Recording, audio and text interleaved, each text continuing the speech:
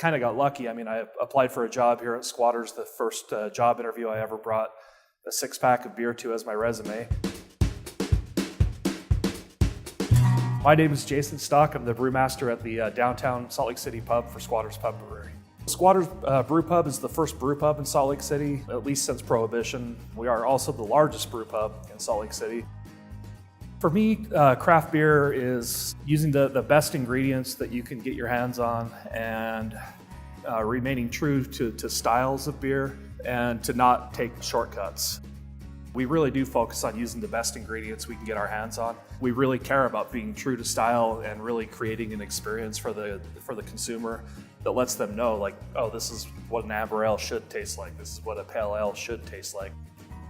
To be really frank with you, my assistant and I will often just talk about, like, what do you picture yourself drinking in 3 weeks or a month?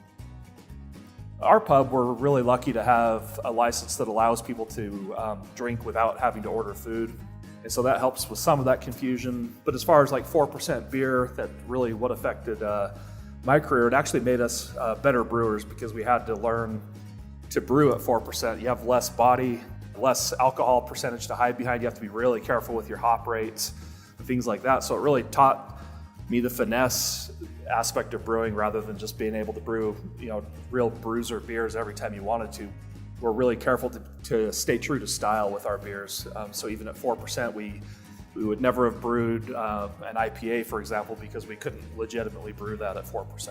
The laws have changed and we're now able to brew the higher point beer and put it into bottles to be served. And so there's just that last hurdle of serving it on draft.